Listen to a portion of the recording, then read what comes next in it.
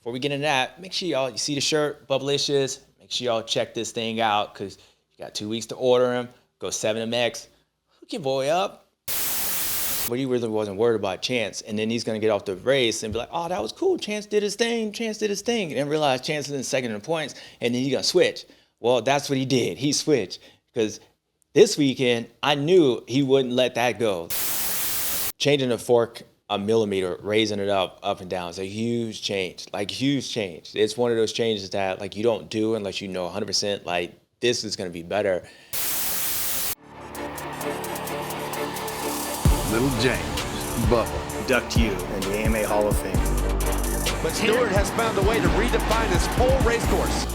Oh my goodness. Fastest guy I've ever seen on a bike. Will win his second world championship. You can call him whatever you want. He'll still kick your ass every Sunday.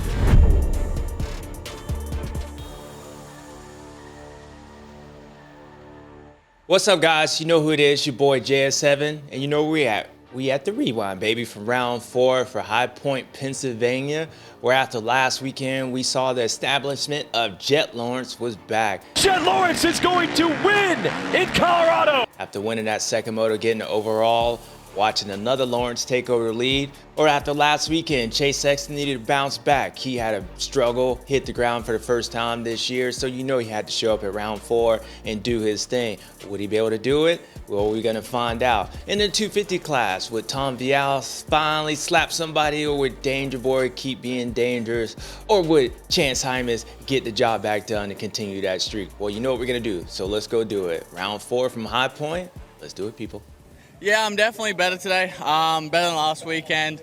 It's just, you know, shoulders, they take a little longer to heal. So it's getting better slowly bit by bit. But I need to make sure I be careful so I don't re-jab it or anything like that. So this weekend at High Point, you always got to deal with rain. It seems to always rain a lot on Friday and never on Saturday, which is pretty good. I don't think I've ever raced a mud race there, but I've always had like mud practices and then you get in a race. But nonetheless, that track gets really tricky when it's like that because it's on the side of a hill. As I mentioned in the broadcast, it's built like a taco. Like there's no flat parts in the taco. It's in the valley. You got the hills on both sides. The track's on the side of both hills, and you go down in between. So the track just all the water runs off into the bottom part. But since you're not down there that much, it doesn't really hold too much water around the rest of the racetrack.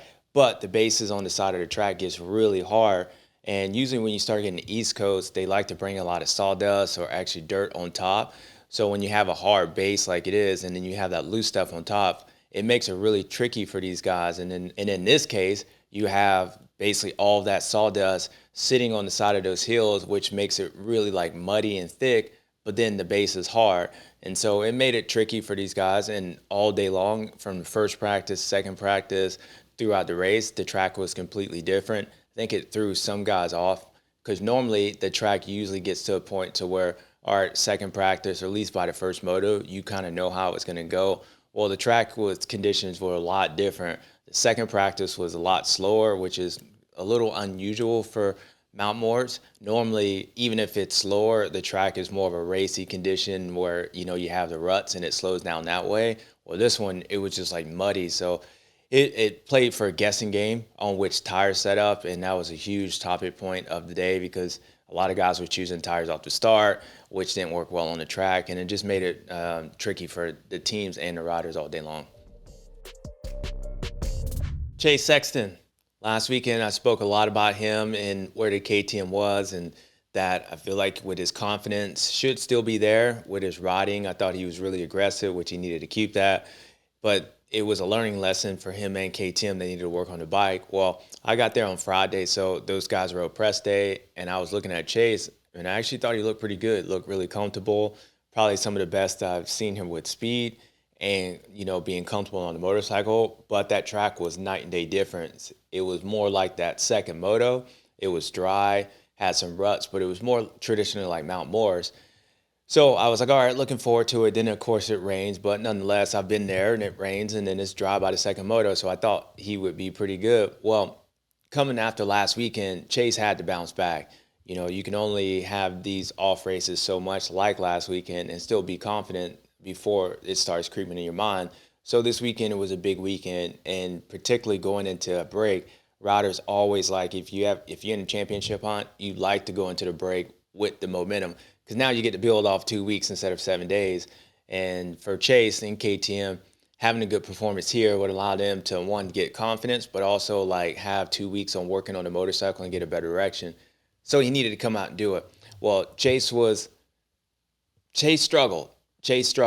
And I think with Chase, you could just see how the day was going.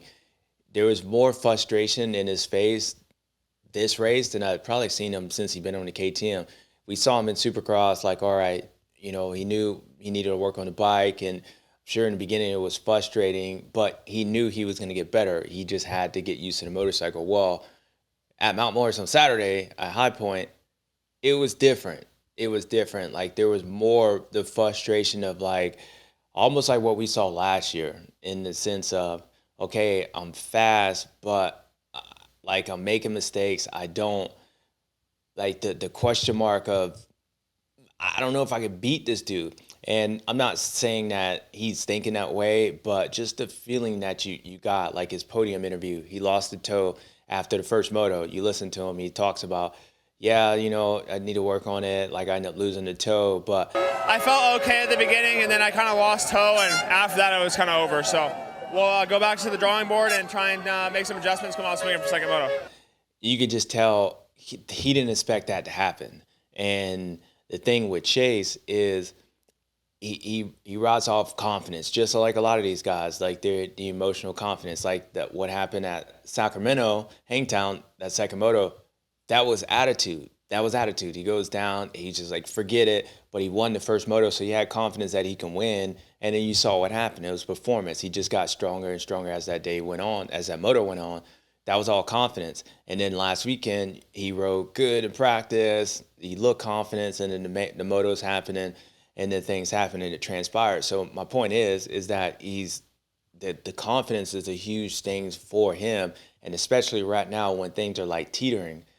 Jett Lawrence continues to win, then his mindset's going to dip back into last year, and that's what he's been trying to avoid. And that's what, at the KTM after round one, I was like, KTM needs to tell him, like, look, this is a new year.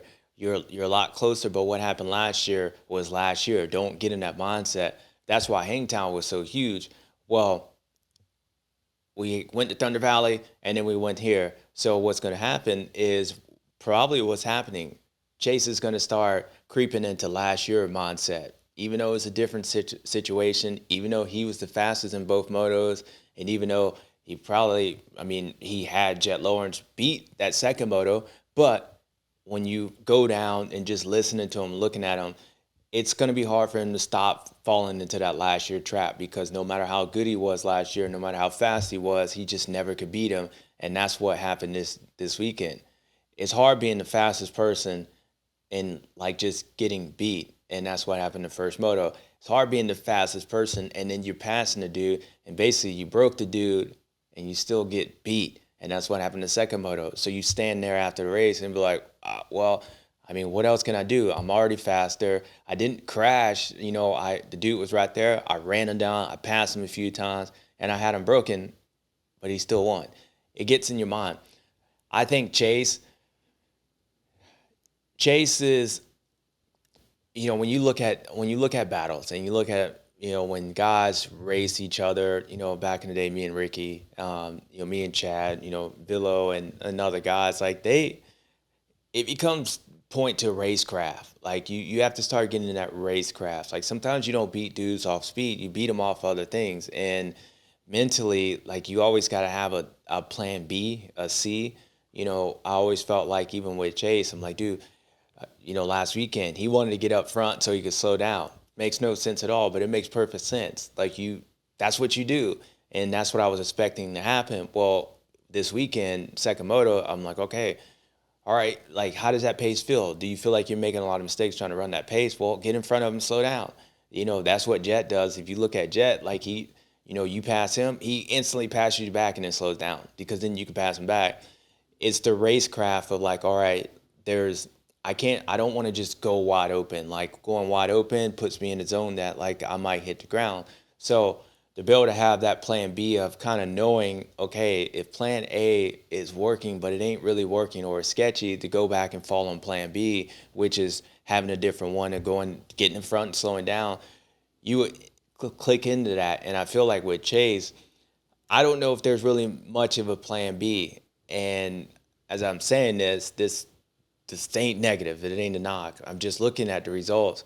And I feel like with Chase, at this point, he's really getting beat off of plans. Like I feel like with Jett Lawrence, he has a plan.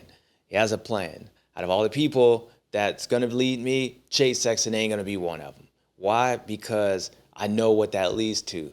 So his plan is, I want to get a whole shot, and I want to just pull away. But if that doesn't happen, okay, is that Jason Anderson in front of me? All right, cool. I'm all right with that. I'm going to warm up. My shoulder it's a little tight. I'm going to get there, and then I'm going to click in the gear. Where's Chase at?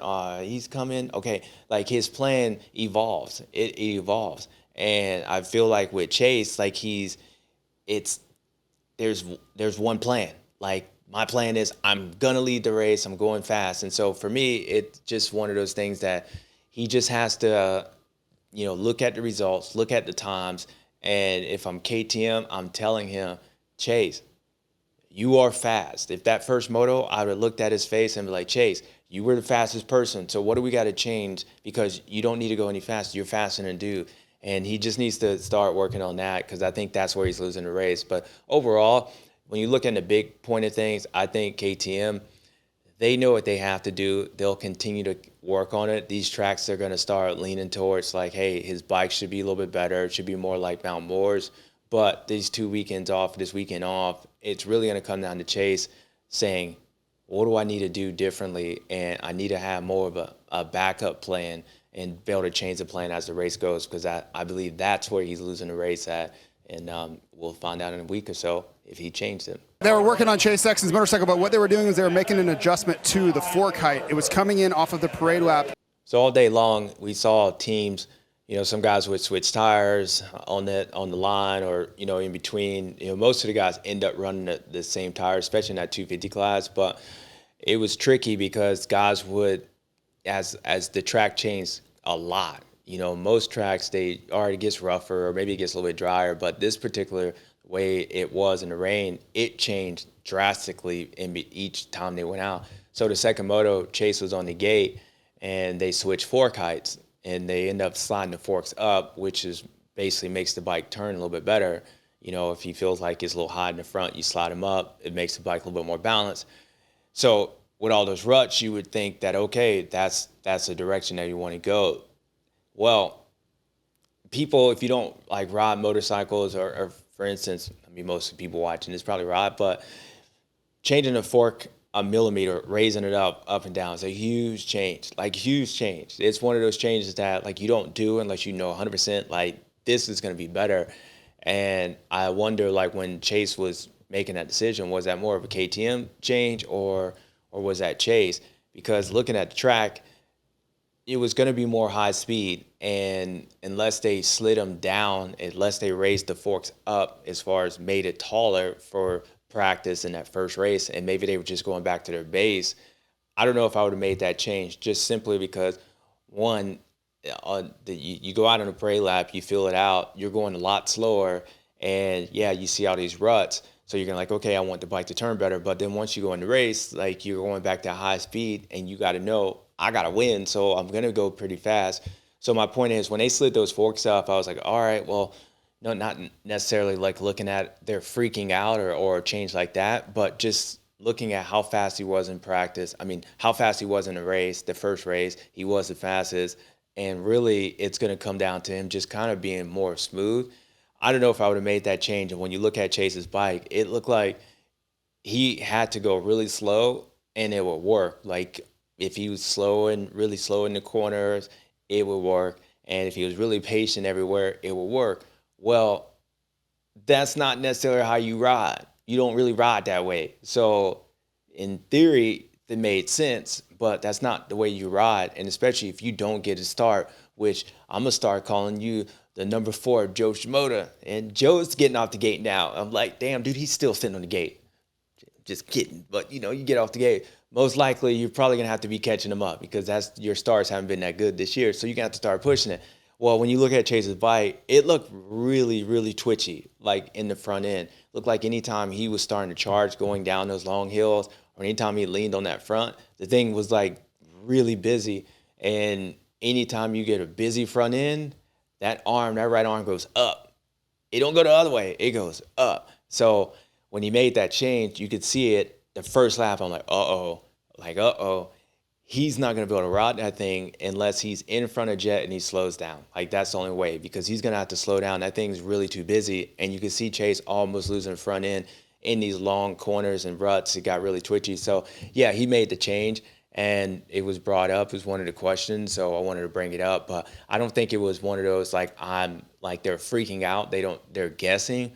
I just think it was more a decision that they looked at the parade lap. They thought maybe the track was, and they wanted to make the bike better. But at the end of the day, I think in this sense, you got to start thinking, and it goes back to my point, plan Bs. Like, okay, what happens if I don't get a good start? What happens if I got to charge this racetrack? Do I want these forks down or do I want them up? And, the rest is history. So to me, I don't know. Maybe they slid them back to normal, but the bike looked better that first moto than it did second moto. And before you say the track is a lot different, yes, the track is a lot different, but if you know what you're looking for and you know you're looking for a feeling, and I know exactly what I'm looking at, and to me, the bike looked a little better first moto. So nonetheless, I don't think that's why Chase lost the race. Clearly, he went down, but just little things like that makes it harder for him at the end of the day.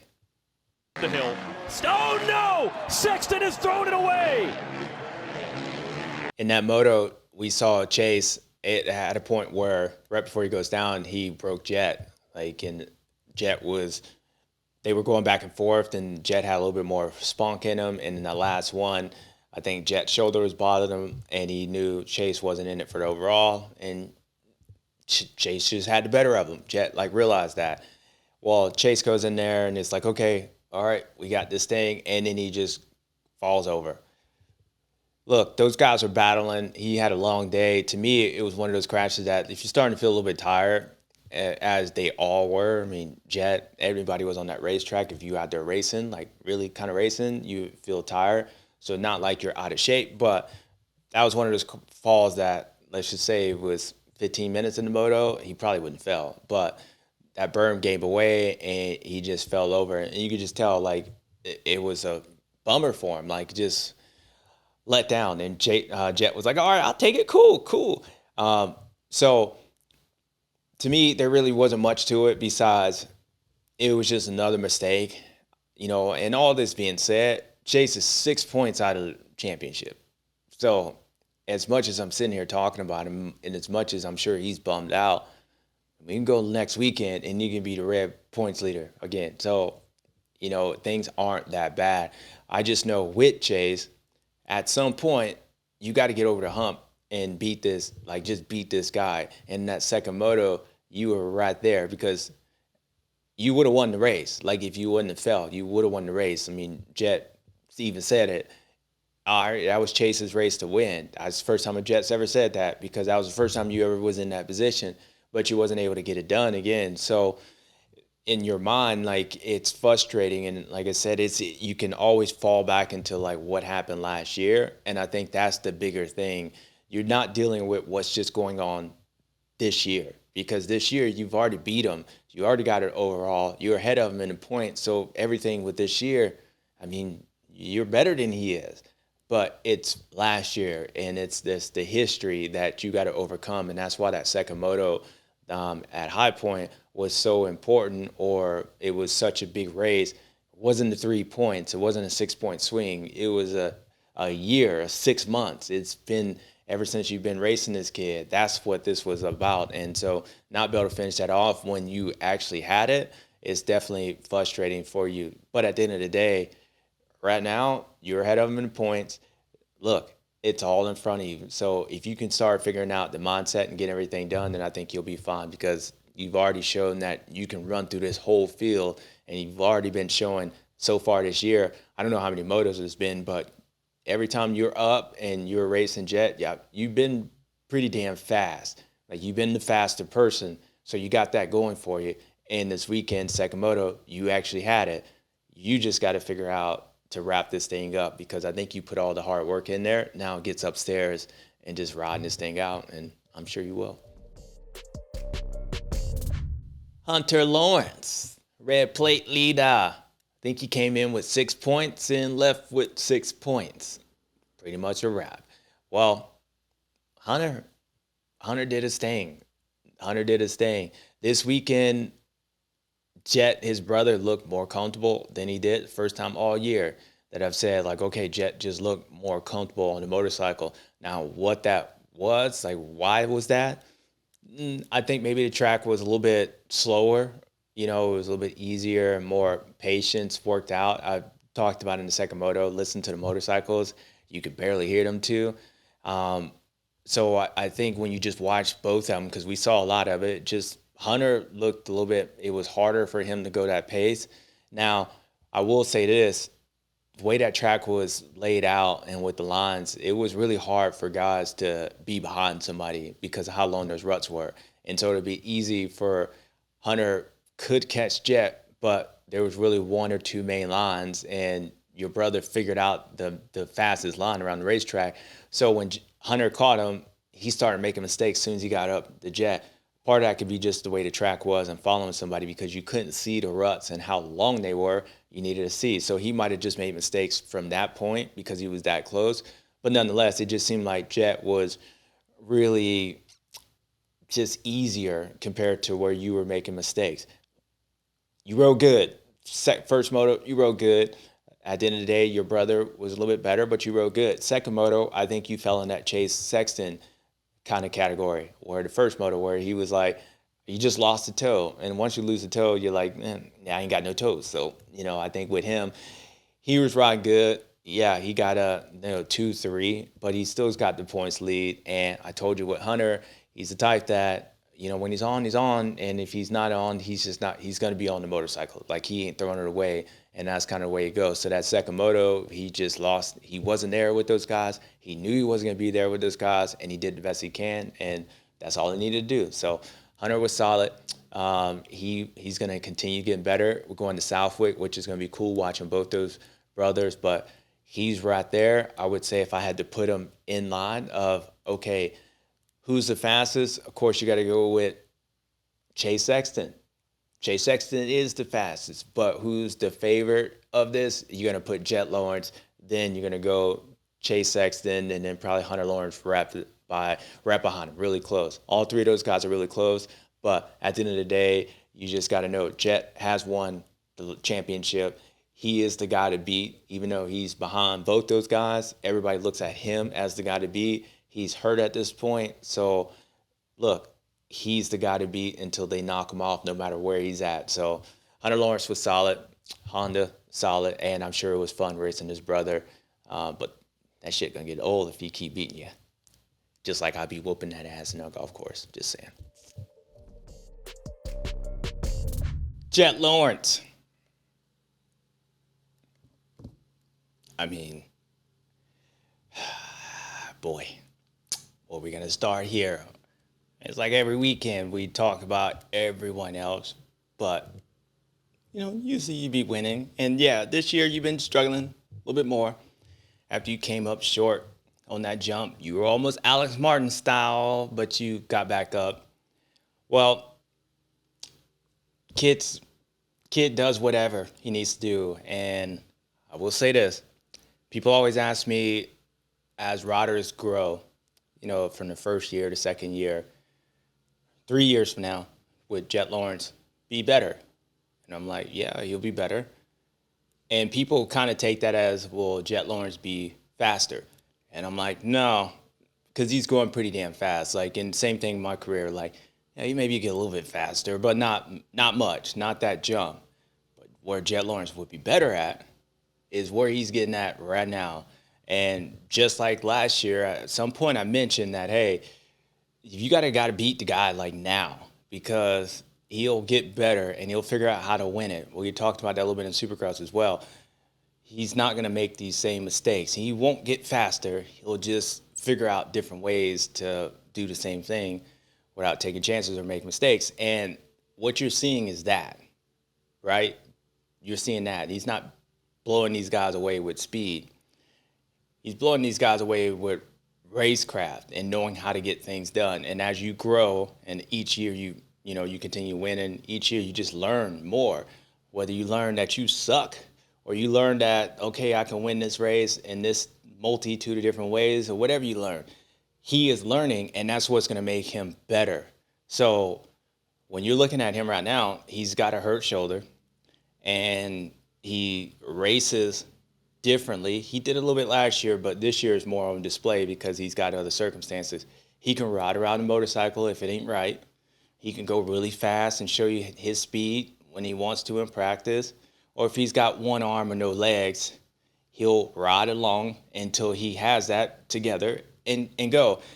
That's what he's doing. And it sucks, like, for everyone else. Like, it sucks because you're going to have to figure out how to beat these guys in a lot of different ways. And as he continues getting his confidence, you can't just be faster than him and think that, okay, that's how you're going to beat him.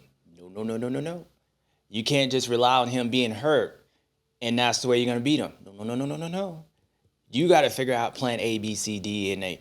And the more he keeps winning, the more he realizes that, damn, I got a lot of tools in my shed, and I could beat you guys a million different ways. And that's what makes him better. And that's what's going to make him continue to get better. So when you ask the question, will Jett Lawrence be better in a couple years? Well, there's your answer. And he's showing it right now. This weekend, he goes in, he looked better. And last year, or actually last weekend and so far this year, I've been talking about, like, Hunter looks a little bit better on the motorcycle than Jett. This before he got hurt. Hunter just sits down in the right spots, and he just sits down a little bit more. So his style is more versatile than Jett when certain things, when it's wet, muddy, or whatever. Well, this weekend, that it wasn't the case. This weekend, if you notice, Jett Lawrence sat down a lot more this weekend. He did. And two reasons for that. One, his shoulder was hurting, but he adjusted to the racetrack because he saw his brother in front of him. And as I said, when the tracks, some muddy tracks and all this, and particularly the kid's got amazing balance, but at Mount Morris, when the things that is built on the side of a taco, it's hard riding on the side of the hill. And if it's muddy, it takes more chance. So, just sit down, put a little bit more weight on it.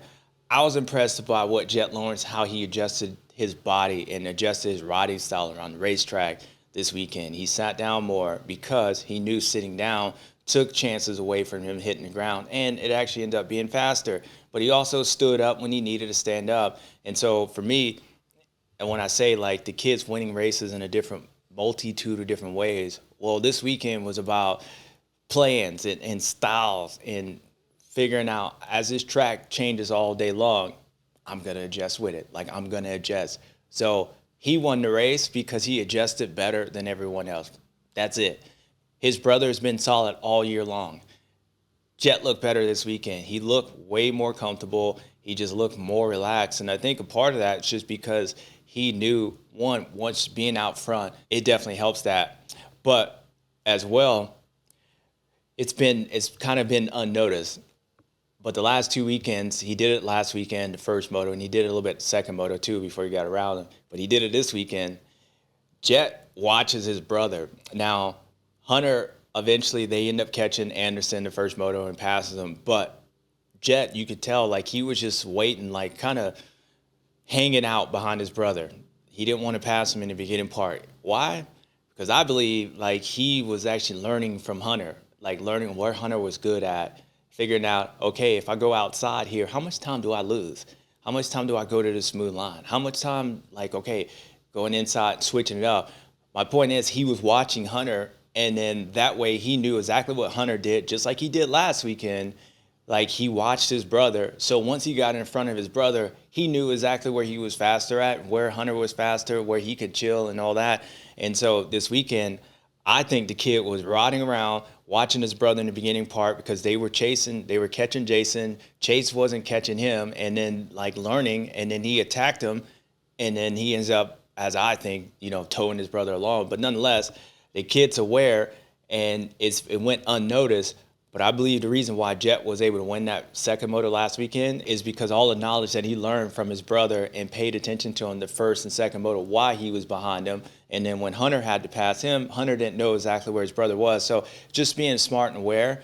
And also when you're behind somebody and you can still catch them, you're saving energy.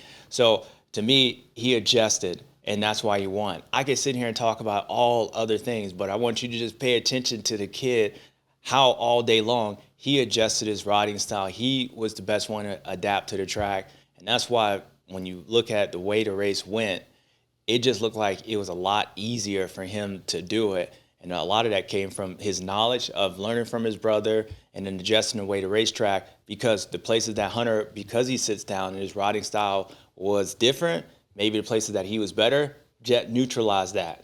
He started sitting down and he started doing his thing and combining Hunter's style and his style. And then dude was basically unbeatable to the point where it looked like he was just kind of playing around, towing his older brother around the racetrack the first moto.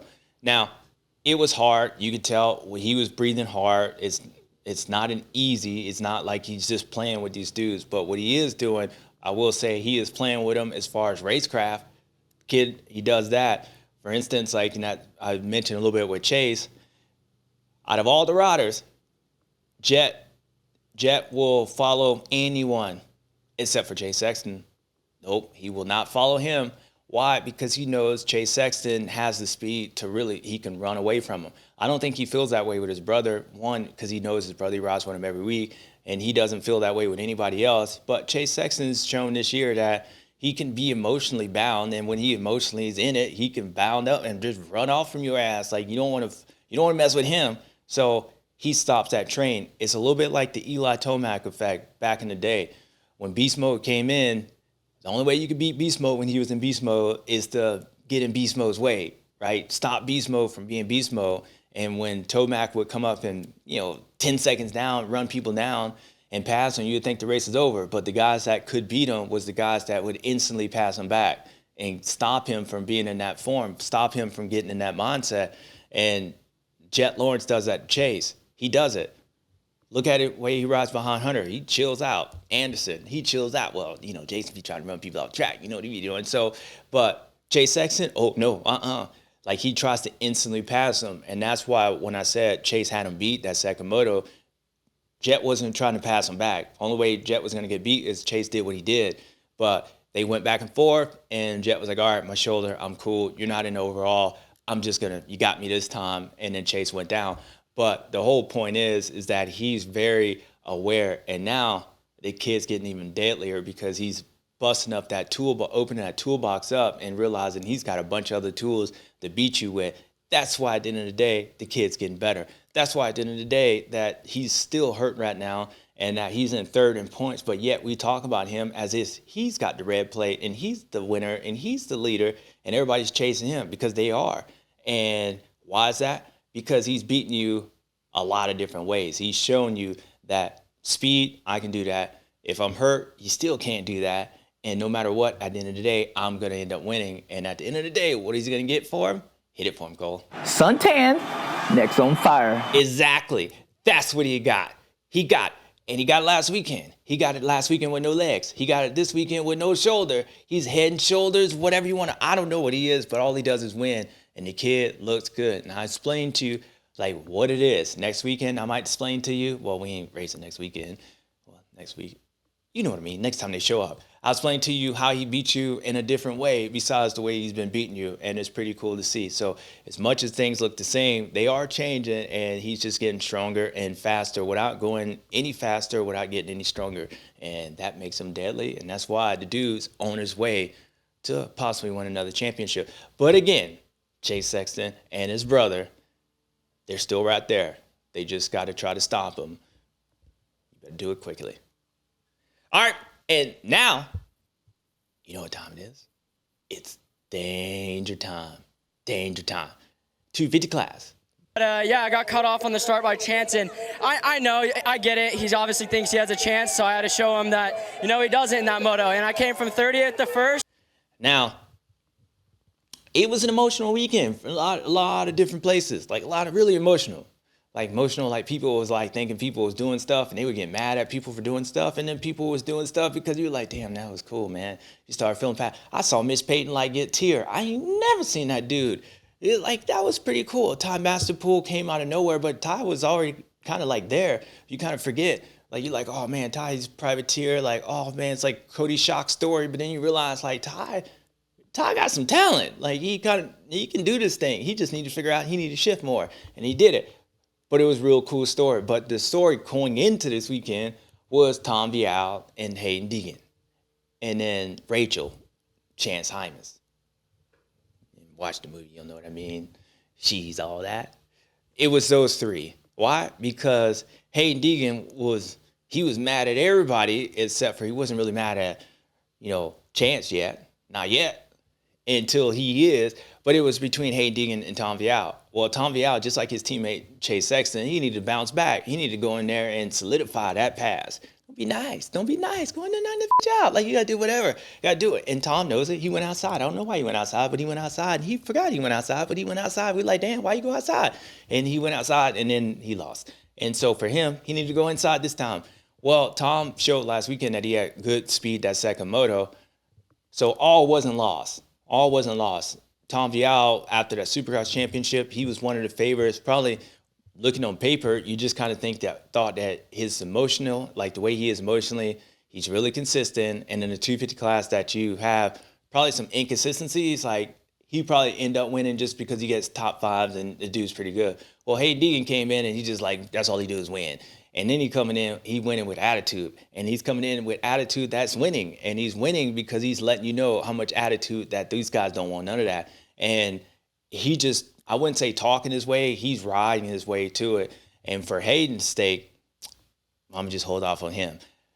For Tom's sake, he needs to do something. And I thought he was going to do it this weekend. I don't know what the hell happened to Tom. I really don't. I really don't know what happened to Tom. Like, he was right there in that first moto. And just like his teammate, he lost the toe. And in the second moto, he was winning, and then he just fell like his teammate. So the bike, to me, looked pretty solid. And you start to wonder, is it like pressure? I don't know. Like theory would say, and history would be like, yeah, it is. And the way he's fallen, you'd be like, yeah, maybe he is getting to him. But his attitude and the way Tom's been his whole career, I don't really see that. But maybe it is. Or maybe the bike isn't that good, but the bike looks pretty good to me. Like there's nothing blaring. So when I say, I don't know what the hell happened, that's kind of what I do. I don't know what it is. We got to ask Tom. Like, he wants to be more aggressive, and maybe that's what it is. Maybe he's changing from who he is, because I thought at this point, Tom, like wine, he gets better with time. It's Tom time. Well, Tom's going the other way. So maybe it is Haiden Deegan getting in that head.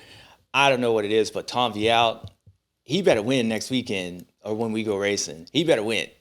That's facts. He better win. I don't even know what else to say, because I ain't going to say nothing else. Tom needs to win, because the way, one, he's losing all these points, but two, no matter what you lose, the difference between the 450 class and 250 class is that the leader has a pretty good points lead, and that leader, he'll create a story in his head that would just make him win just because he created the story, and he'll believe that. Like, a real good liar is the guy that lies and believes his own lies.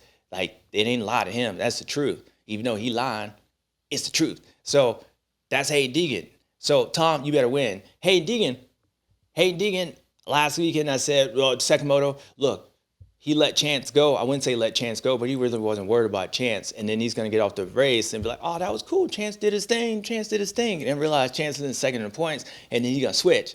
Well, that's what he did. He switched, because this weekend, I knew he wouldn't let that go. Like, he wouldn't let it go, because now Chance is a threat. Chance was ripping. He was just going good. He had good line choice, and I got cut off on the start by Chance, and I know, I get it. He obviously thinks he has a chance, so I had to show him that, he doesn't in that moto. And I came from 30th to first. Chance is a threat. You always you get those feel-good stories like, oh, dude, like that guy, cool. I'm so happy for him to win. Like, cool. Until that guy starts like, wait. My boy Chad Reed, I did it. I did it. I didn't. I wish I wouldn't have did it. I think it was 2011 when he switched to the Honda. You know, he was up there, and I was like, oh, cool, man. I'm so pumped. You got like a podium. And at that point, I was like, I'm going to win. Oh, that's cool. Like, little 22 over there. He like, get him. He's privateer. And then he got a heat race. I was like, oh, snap. And then a heat race came into like, he got a main event. I was like, snap. And then that thing came into it. He was battling me. I was like, oh, hell nah.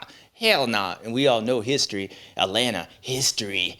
2011 history. Well, that's what happens. And Haiden Deegan don't want that history that I end up going through. So you get happy for them type of dudes until they become threats. And Chad was always a threat. But I didn't look at him as a threat till he was. My whole point is this, people, sorry for going to this rant. Chance Hymas was a threat. So when that first gate dropped, Haiden already had in his mind that he was changing the game. Chance Hymas, negative. Don't like him. He gonna look at him like Tom Vialle. Well, Chance got a start, and he kind of slid out, and he went into Haiden. He's like, got in this airspace, and you saw what happened. Haiden was going to win that race just because, one, he'd already created in his mind that he can't let Chance win no more, but he felt like Chance cut him off. Chance Hymas don't even have that in him. Like, he's not even that type of person. Well, maybe if you ask J-League Swole back in, Birmingham, I mean, maybe Chance does got a little evilness in him, but Chance, he just, flubber, whatever you call him, just happy. You were happy for the dude last weekend, but he's the guy this weekend. So, Haiden Deegan, it was stopping that chance from having the chance to happen. And that first moto, that dude rode good. Remember, first moto at Hangtown, why was that so important? Not because he won, but because of the way he won. What it said was, no matter how far I'm back, I'm within 10 seconds, I'm still going to come up. And it makes guys ride behind you, particularly Chance Hymas, because he was the one that was leading that moto, and Haiden Deegan was like 13 seconds back. And next thing you know, Haiden was like ahead of you. That's what it was. And that's why that race was so important. One, it made Haiden believe, but it also made them guys believe that, look, until the race is over, it ain't over. And that's what happened this weekend. First moto, he was just back there. He was back there. He's back there, and then he wasn't back there. But he was mad because he thought Chance cut over on him. And the only reason you would get that way is because, look, you've already set yourself up that he's a problem. He's a negative. He's a negative. And so you knew Chance got away with what he did last weekend at Thunder Valley. That was not going to happen anymore. Haiden was going after him. He would look at him in the same light as he looked at Tom Vialle. Well, Haiden came through the pack. Everybody else knows he's coming through the pack. And he came through the pack and won. Second moto, he was coming through the pack after he fell, and he tried his best. And Ty Masterpool, because of Ty Masterpool, his grit, he held him off. But Haiden really won that day. Like, he won. He says his comments because he says his comments. Now, we'll talk about his comments because people were talking about it, what happened with Chance Hymas, the first moto, what he said. Now, think about Hayden's mindset. Like, he's going to create a story. It's his story. Not saying, I felt like part of it was he's not really trying to belittle guys. He's just talking about like it's a mindset. It's the fork change. It's Chase Sexton sliding the forks up. That's what Hayden does when he talks, right? He can cross the line a little bit, but that's what he does. So he's going to be that way towards Chance. So when Chance cut him off, to give Haiden the benefit of the doubt, when he said what he said on the podium, he probably didn't have a chance to see what happened because he would realize that Chance slid out. I mean, it was muddy on there, and he slid into him. He didn't really try to go in and cut him off from the start. So he said what he said. Now, if he said it again afterwards and after the podium, after the race, and again, that's on him. Like, he had a chance to see it. But his initial comments, for people that don't like it, he didn't see it. Like, he didn't see it. So, look, if you just think somebody is a negative and look, they're, again, whatever story you create in your head, you feel like that's that person. And if it's a negative, anything that they do is going to be towards negative. So if he felt the way he felt pre-Thunder Valley, before Chance got in second place in the points, he wouldn't have said that. He would have been like, man, this happens every weekend. But particularly Chance happened to happen. That's how he was. But because he thinks that way is why he can come so far from the back and chase this dude down, because he thinks that way. So as much as people don't like it, that's why he's so damn good, is because of his mindset. He can allow, like, he gets in these zones and then creates battles that aren't even battles, and that's why he can come from far back And I ain't gonna lie, they in the danger zone. They in the danger zone because until you knock him off, which somebody is gonna have to knock him off, and I don't see anybody right now that has the right, I guess, mindset until they start slapping everybody they see. They ain't ready to knock him off because Tom Vialle, I thought he was that guy, and he still could be that guy, but he might be that guy, and Haiden might be so far ahead that it don't even really matter. But Hayden's taken grip of this class and really strangled it, and like walks around like Debo and Friday. Who else wants some of Debo? Who else wants some of Debo? And right now, no one wants some of Danger Boy. Why is he doing this? Look, man, I mean, I don't know why he's doing it, but he's doing it, and I appreciate it. You look at the Supercross, the motocross, why is he so much better? Well, I think it's just really time. Like the difference between riding Supercross and motocross, the reason why it would be way harder for somebody to go 22-0 in Supercross compared to going 22-0 outdoors is because of time. Time allows Haiden to be so far back and catch up. If he's 10 seconds down the Supercross track, he ain't gonna do it. You know, he might be that same person, but he won't be able to do it. And if he has that same attitude that he does now in motocross, there's more chance that things might happen. So that's the difference to me of why he's so much better and why people will be like, where did this come from?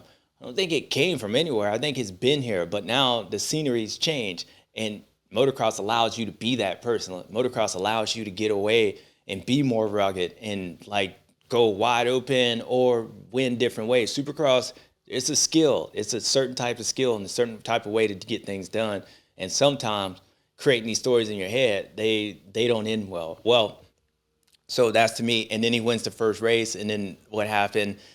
Just been a trickle effect. So he's been this person, but he's gotten the confidence because he was able to win those first 3 races, and how he won them is why they turned it into beast mode. And right now, yeah, he didn't get a neck burn this week, and almost went for the neck burn, but he didn't get it. It just shows how dominant the dude is, and it's going to be up to everybody else to like try to stop him. Now, you got that out the way. Haiden, keep your thing up. Tom, I don't know, bro. Figure it out. Chance, you rode better the second moto. And as I'm going to give you the benefit of the doubt too, because the first moto, yeah, you got, like they always say, you got stuck in a rut. You needed to, as time goes, you'll learn to be more versatile. Like, you know, you tried going fast and you wasn't going fast and you got tight, you'll figure it out. And I think Lars said that in between the motos, and you figured out the second moto, but then you figured out that, hey, damn, he's just that guy right now. So keep doing your thing, you'll get better. But Ty Masterpool, on a serious note, man, that was really cool. Seriously, that was cool. We had the battle last weekend or a couple weekends ago with Sexton, and it seems like so far this year we've had a lot of cool stories, you know, from Chase getting that victory to watching the brothers race and watching like history that way, and the emergence of Haiden Deegan having this, and just all these types of stories.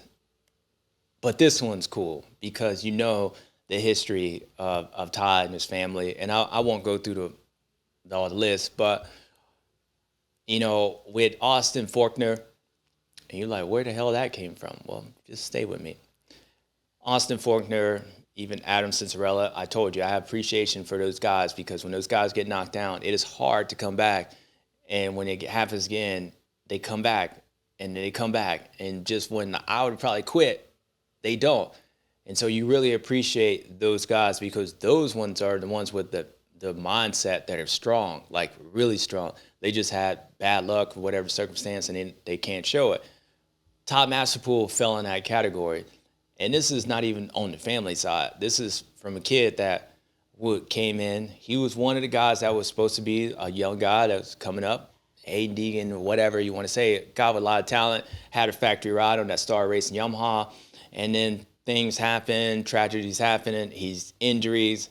And then next thing you know, he's in the 450 class, privateer of last year, felt good story, battling, trying to pull some factory cars. And then Tuesday before Paula ends up getting Mitch Payton, getting the call because all these guys, they get knocked out. And then he comes up there in the first race, he's struggling, you know, riding the bike as he's riding the 450, all these different things. But injuries, being knocked down, and then coming out here and then winning Mitch Payton's 300 win, like that's a story itself. That's a story itself. But then when you add in everything else, dude, I mean, that's really a movie at this point. And so I give Ty just the respect of what he's able to do when guys get hurt and they keep fighting, and especially like when Privateer, and he loves going to the races because they ain't making no money. They're trying to figure out how to get their bikes to the races, and that dude's out there grinding. And then to have this opportunity to have this ride was a win like there. But he didn't, it wasn't a win for him. Ty wanted to go more. Like Ty needed more. And those are the guys you got to respect, because you give them an opportunity, they take it. And if, like I said on broadcast, if you would have said a couple months ago that Ty Masterpool was going to get your 300th win, considering where you had Levi Kitchen, and at one point this Supercross season, you were like winning both coasts. Like, I mean, you wouldn't think that. You'd be like, Ty, like for real, dude, rides 450. So it was really cool. And I think obviously with Mitch and losing his dad, and my condolences there. What up, Mitch? That happening, you can see the emotional like side of things. But I bet a part of those tears were just thinking about Ty and how happy he was for Ty and how cool that was. And I don't know Ty personally. I don't even know if I've ever met the kid, but I've seen him from far and I kind of know his story. So shout out to him, and really, really cool story. And this isn't this ain't a sorrow in the sense of,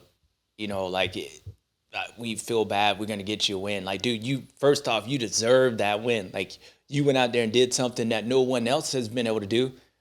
No one else has been able to do. Like, yeah, they might win some races and stuff, but you actually held your own and got the job done and broke that streak of the danger zone, and that was really cool. So you're going to get a stew just for that. So we're going to hit it for him, Cole. Suntan, next on fire. So that was for winning the overall and doing that.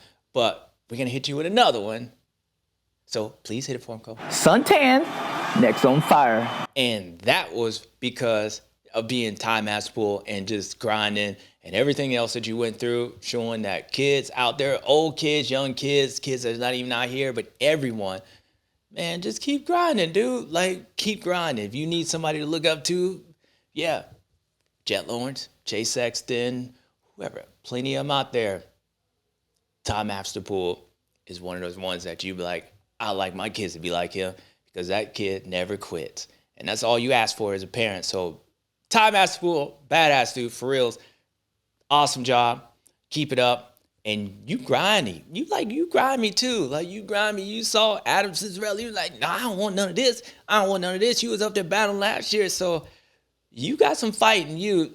So I wouldn't be surprised if it happens again. So at the end of the day, good job. All right, people.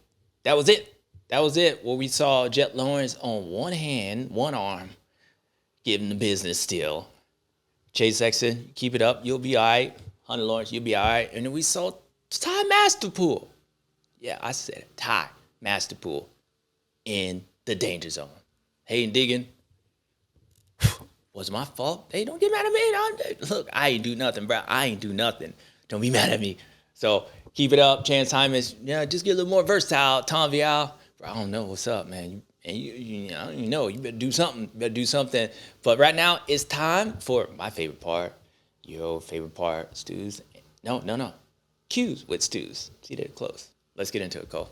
Tigo131 asks, does this win cement Masterpool as being more than just a fill-in rider? Factory deal, ? Tigo, what's up?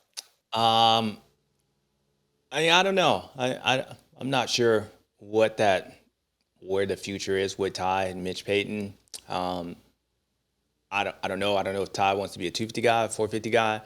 It just solidifies one thing. He's got a victory, and he's got a victory that Mitch will always remember, and it'll be a long time before they get to 400. So I think in that sense, Ty's in wherever he's supposed to be at. That's where he's at right now. So in the future, he'll worry about that when he gets there. I think he's good enough. It shows that he's got talent, which everybody saw that, but it also shows that he's very versatile on being able to adapt to 250, 450, which is super hard to do, and still be out there competing. And in a field with so much talent, for him to step in and get that victory is really cool. So it just cemented that the dude's got talent and he's good. So the future, we'll find out.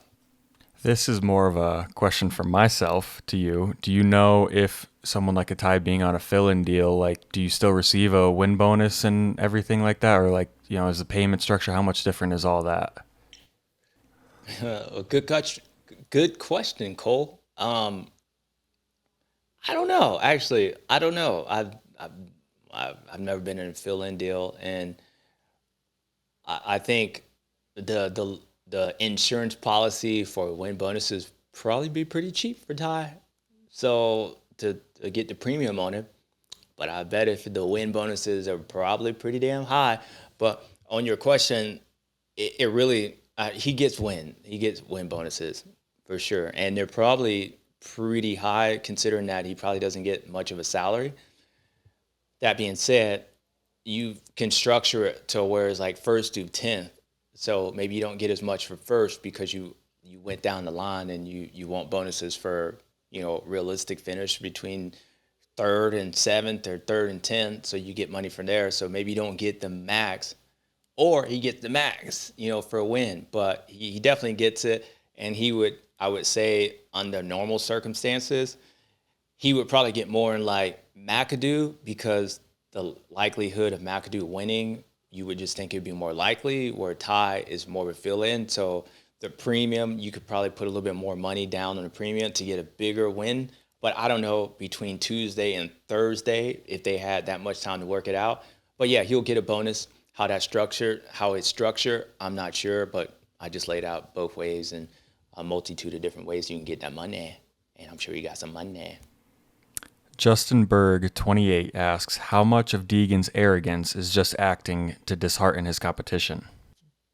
Justin, now, I almost answered that really quickly, and I was like, 100%. But I don't think it's 100%. I mean, you got to be that way a little bit to be able to act that way, and at least pull it off. Because some people act that way. You know, like when I went in and tried taking out Vialle, I was like, ah! You know, I don't really take people out. So I was coming in hot. But, you know, that's not my game. So I kind of, So, hey, Deegan, I would say his intentions is 100%. That's what he's trying to do. Now, he's probably a little bit that way anyway, because all of us, be quite frankly, anybody that's won, kind of assholes, really. Sorry. Like, I am one too. You got to be that way to be that way. Like, you got to create this in your mind to never be as good as you ever think you are. And you got to have some kind of hostility in your mind to be that way. So arrogance, that's what makes him who he is. He wouldn't be a champion without arrogance. Now, you know, I believe his theory is I'm going to be that way to make sure these guys don't ever get that way. But yeah, it's 100%. That's why he's doing it. He might be, you know, 50-50, I don't know. I mean, maybe I don't know. You know, he's just doing his thing, so whatever. Good question, though. Joey O 842 asks, how different do you have to approach Southwick compared to any other race? Joey O, fans thinking the future. Love it, love it. Yeah, you got to, Southwick is its own story. Now, I think for a lot of these guys that's been there before, you just know, like, it's going to be a long day. And if it's hot, humid, it's going to suck, right? You change your bike a little bit, like Chase probably wouldn't be sliding the forks up in there. You probably just leave it down because you want the bike a little higher in the front, lower in the back, so, you know, you can keep that front end up. Because Southwick, you got to be light.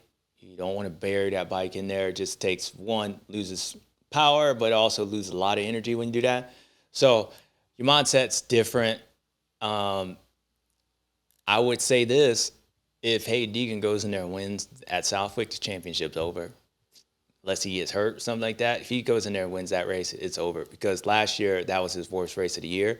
So if he can come back in and you know, just like, you know, Jett, they have particular points in the season that winning races mean a lot more than just winning that race. I believe Southwick is like that. So if he's able to go in there, it might be Tom Vialle's best place. He won his first race there last year. So if Haiden go in and knock him off, it's over. It's over. So Southwick is Southwick. You got to change mindset. You just know it's going to be a long day, and hopefully it's not that long. Well, on some insider info, literally just this morning before we started the show, I saw 2 different Instagram clips from locals from the Southwick area of Deegan riding there this morning.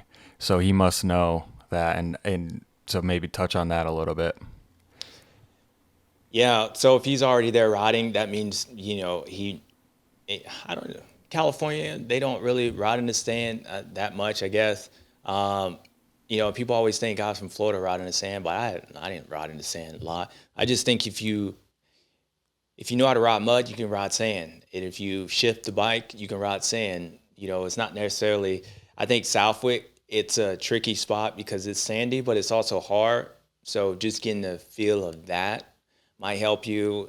And locals, they got a little bit more insight, but I think it's just more about being in free practice and, how the track breaks down. But I think with Haiden Deegan, again, to me, him riding there is the kid can ride, and I think he can ride mud.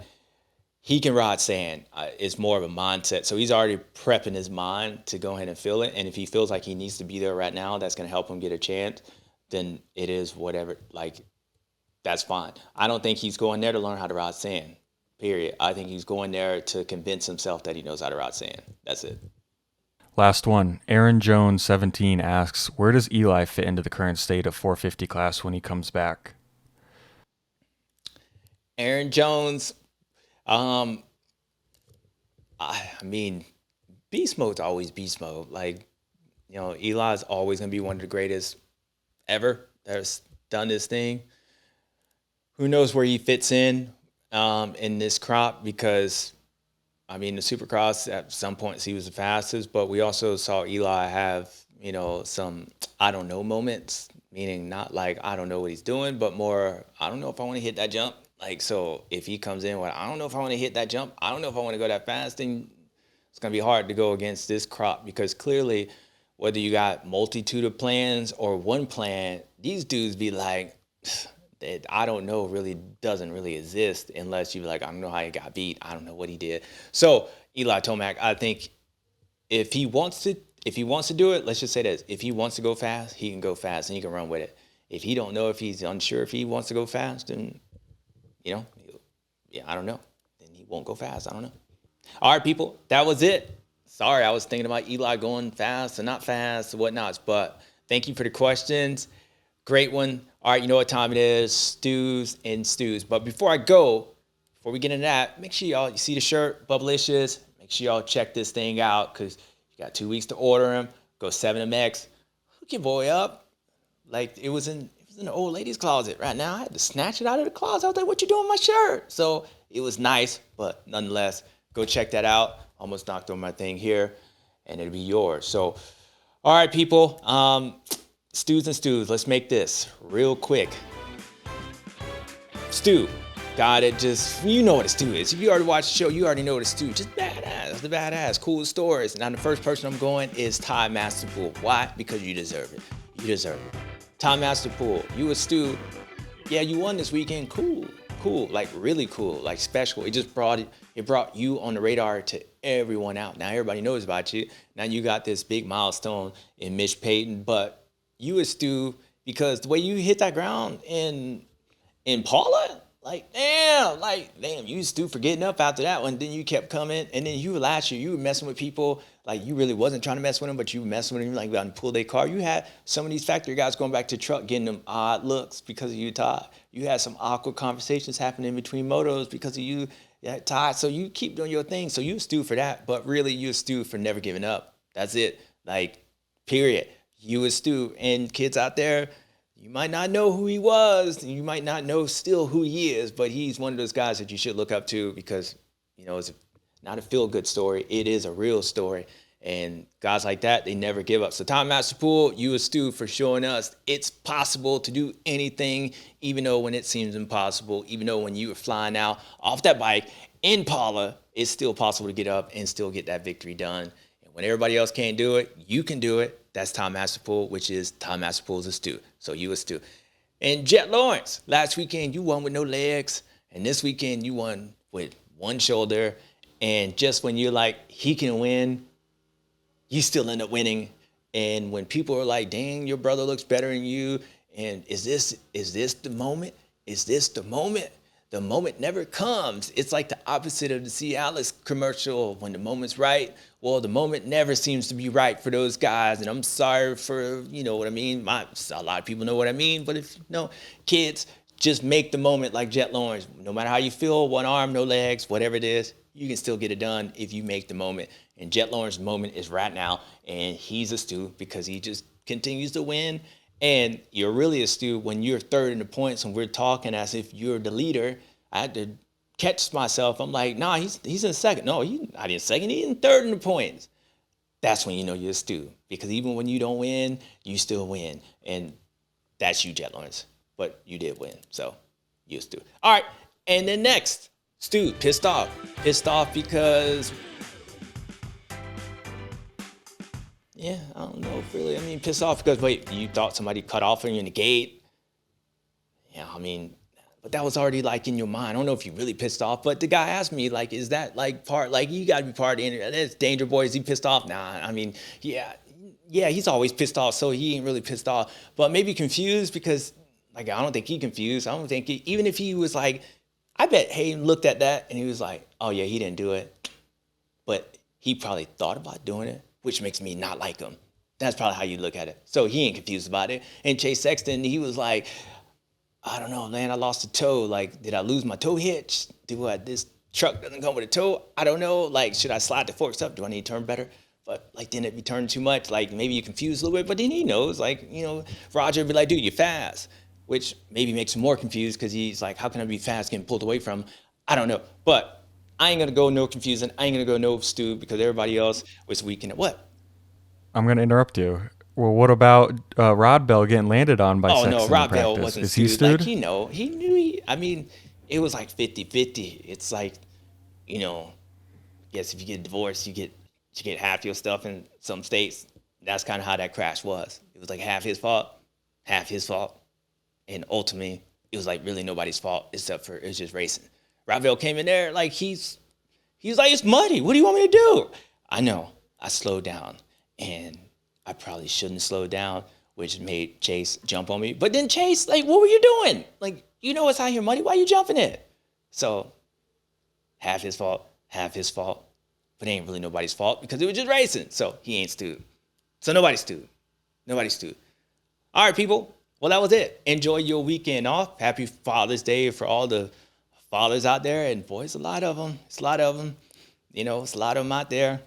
Kids on the podium. No, ain't none of the kids on the podium this weekend, but happy Father's Day to all you guys. Make sure you guys click, like, and subscribe. Your boy loves to, first off, I appreciate the comments, so keep doing that, and I love the support, and y'all show it by clicking.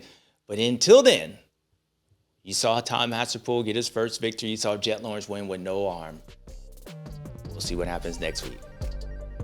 Enjoy the weekend. Bye-bye now.